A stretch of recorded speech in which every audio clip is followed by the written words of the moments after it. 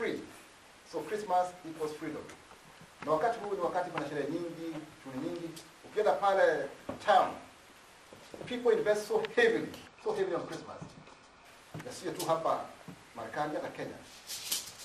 Ukipita kwa nyumba, unakuta imerembeshwa, they have invested a lot of money to make it wonderful and beautiful because of Christmas. People are making millions and billions out of Christmas. And I'm asking myself, those beautiful houses, those beautiful buses, those beautiful buildings, does Jesus have a place in the hearts and the minds of those people who are decorating, or those people who are using that money to make it look good? That God has space in their minds, in their hearts, or it's just superficial? And you agree with me, for most part, it is superficial. For the Indians in Kenya selling Christmas decorations, they go to their temple, Buddhist temple. So they have nothing to do with Jesus. But when it's Christmas, because Jesus is a big deal, they make money. And that's why if you go to Indian stores in Kenya, Christmas decorations. And even here, the company, for those even who don't proclaim Christ, they're saying those things. But for us Christians, what does this mean? We just read a passage about Christmas. And Christmas is a big deal with God. As a matter of fact, this is not biblical. Hakuna mahali imeandikwa ati mwe mnasherehekea siku yangu ya kuzaliwa. Hakuna mahali imeandikwa.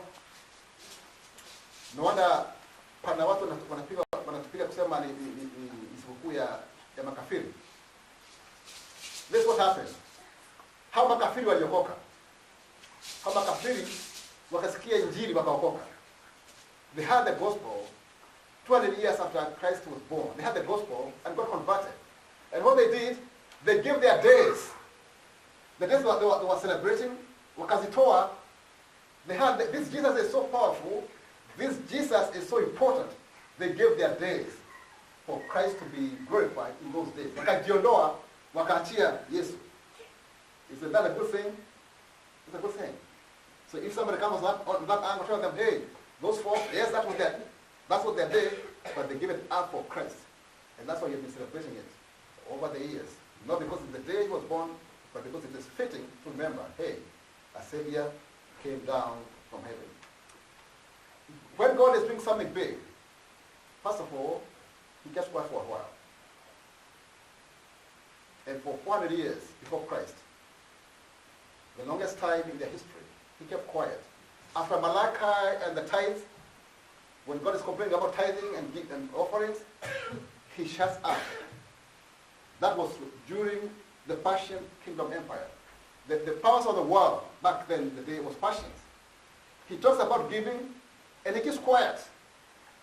And the end of Malachi is the promise of the one you are seeking will suddenly appear in the temple. That's the end of Malachi. Then for 400 years, he is not talking. He is not talking. He goes silent. Miaka 400. Katika hii miaka 4, Persians wanaondoka. By the way, Persians are Iranians. Iranians were ruling powers during Malachi's time. That's 40 BC. At that time, how wanaondoka? The Greeks came and deposed the Persians. So during that time, the Greeks come and go. And by the time Jesus is being born, it's the Romans who are ruling the world. So there have been three kingdoms during that time when God is silent. And when the Father is silent, you know the Father is something big. Wakati Baba amenyamaza, anafanya jambo la maana in the background. Ukisikia watoto wamenyamaza, you better go look what they're doing. Ukisikia palikuwa na tarehe nyingi, alafu unasikia amenyamaza, go and check. They are doing some mischief. They are doing some mischief. That's a contrast. And as a matter of fact, in those 400 years, the children of Israel were doing mischief. Some of them declared themselves messiahs. Some of them became teachers. That is why, at the close of the Old Testament, there is no reference to Pharisee. Ukienda Agano la Kale yote, hakuna mahali imeandikwa Mfarisayo, na hakuna mahali imeandikwa Msadukayo. The Sadducees and the Pharisees were born during this time, pakawa na maprofesa wanajitokeza, baba amenyamaza, pakatokea wajuaji, na wajuaji walikuwa Mafarisayo na Wasadukayo na pia wengine ambao walijiita Mesia. They were false messiahs before Christ. So during that time, a lot of things happened. Not only that, pakaja maandiko mengine, inaitwa apocryphal. Maandiko mengine, there's if you're Catholic, there's supplementary scriptures, some gospels, the gospel about Judas and whatever. Hiyo yote ikaandikwa, ikaongezwa.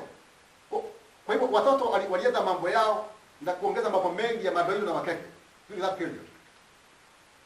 Then all of a sudden, something happened. The time that has been prophesied, and people waiting for this for many years, from Moses to Isaiah, they were prophesying about Jesus Christ. And at this time, there's a lot of oppression in the land of Israel. The Romans were cruel. They harassed the people of Israel. And they were yearning for Messiah. But they were waiting for a Messiah who was going to deliver them from the hands of the colonizers, the Romans. That's what they were expecting. Then all of a sudden, they knew the stories about how he was going to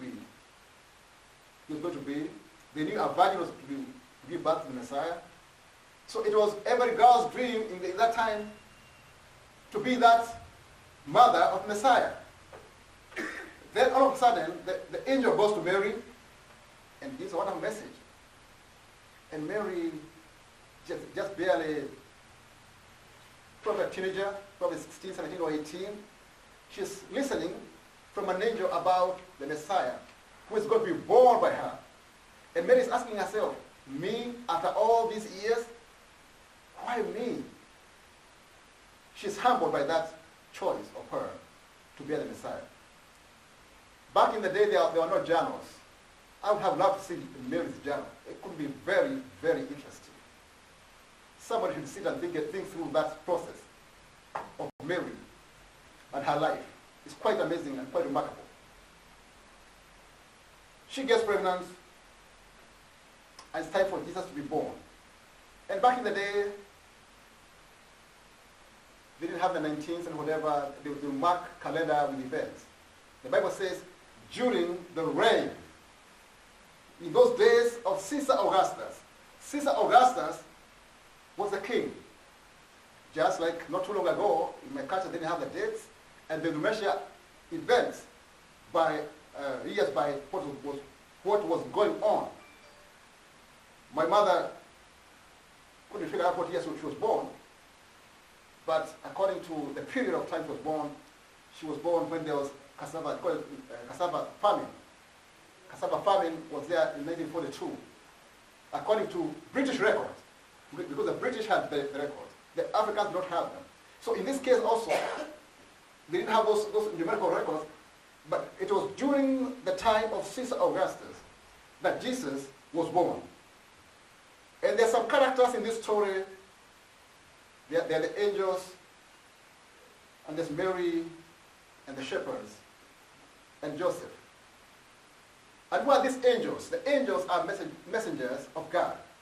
Whatever they were saying, they were being sent by God.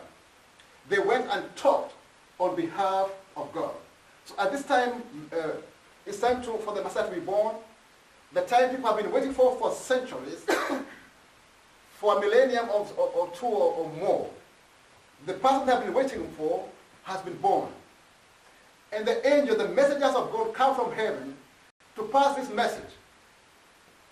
And he does not pass this message to the Pharisees, the teachers of the day, and the Sadducees, the experts of the law and the Bible. As a matter of fact, they had their own Bible called Talmud. Ilikuwa hii Biblia wanaongeza their own interpretation. Ilikuwa inaitwa Talmud. God, in his ways, chooses not to reveal the Messiah to these learned, sophisticated, well-educated professors of the law. He chooses to go and reveal, and the first recipient of the news,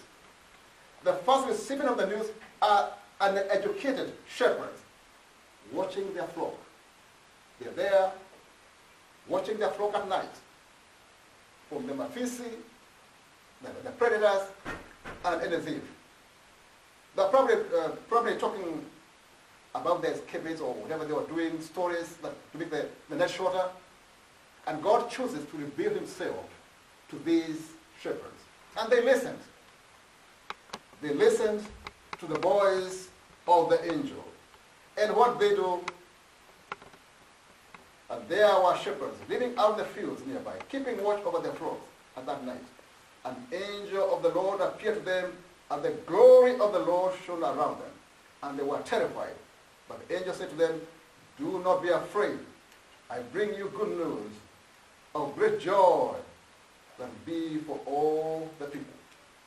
Today, in the town of David, a Savior has been born. This is the sign to you. You will find a baby wrapped in clothes and lying in a manger." So they heard the story, and what did they do? They stood up and went to find out what had happened. And what happens later? The topic today is this Song of the Angel, and that is verse 14. I want us to look at the theme of this story is the Song of the Angels. They have given their message. They have delivered the message that they're supposed to deliver. The shepherds, the poor people are the first to receive this message, and they go to witness that. They have nothing in their hands to give. The sheep they are looking for are not their own, so they didn't give the sheep. What they give? They gave their presence. They went there. And that's what we have been talking about here. If you can't give anything else, just be there. Just be there. The shepherd didn't have nothing.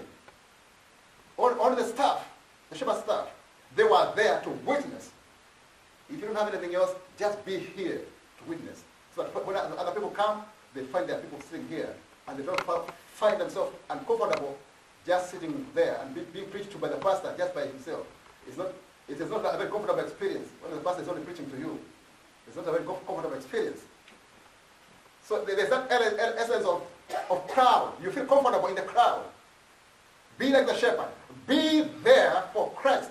Just come and sit, stand, sing, sit down. You are doing something. The shepherd did just that. And we are reading about them 2017 years later. That's remarkable. That's a big lesson, a huge lesson for us to learn. Lesson number one. And this song, what a song. Glory to God in the highest, and on earth the peace to men, on whom his favor rests. Wonderful one-standard song. And you know what? This is the first song ever recorded in the Bible by the angel. Huu ndio wimbo wa kwanza katika maandiko kuwa umenakiliwa. Pale huko nyuma in the Old Testament tunasoma malaika akaenda kwa baba ya Gideoni, malaika akakuta Daudi, akakuta Suleimani, akamwambia, this is the first song of the angels. This verse, because something spectacular was happening. God of heaven was touching down on the space. It has never happened before. This is the first time God was stepping on earth. Mungu amekuja akazaliwa kama mtu. That's why the angels are singing. This is something new. It has never happened before. It was something big because it was going to turn around the way people think and feel and look at things. And from that time, ever since Jesus stepped down here, life has never been the same. Today it is 2017 after Jesus was born.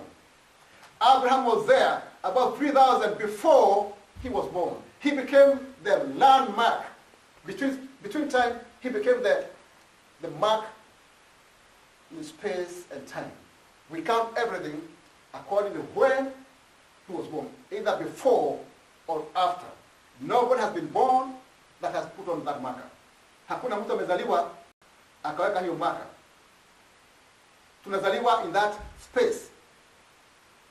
I was born during independence, that time, 1962 December, after Jesus was born. Everything else is marked by Jesus. And if he's the marker of everything, then if you're not on that line, if you're not on that marker, count yourself as in trouble. Because he's the marker of space and time. Everything else depends on him. That's why the angels sang, glory to God in the highest. He's the highest. After Jesus, or before Jesus. This song of the angels, they sang it then, they are singing it now, and in the future. I'm very excited about what's happening in Israel. It seems like I might see Jesus coming real in my own eyes. The way things are happening, it might happen in our time that Jesus comes back real.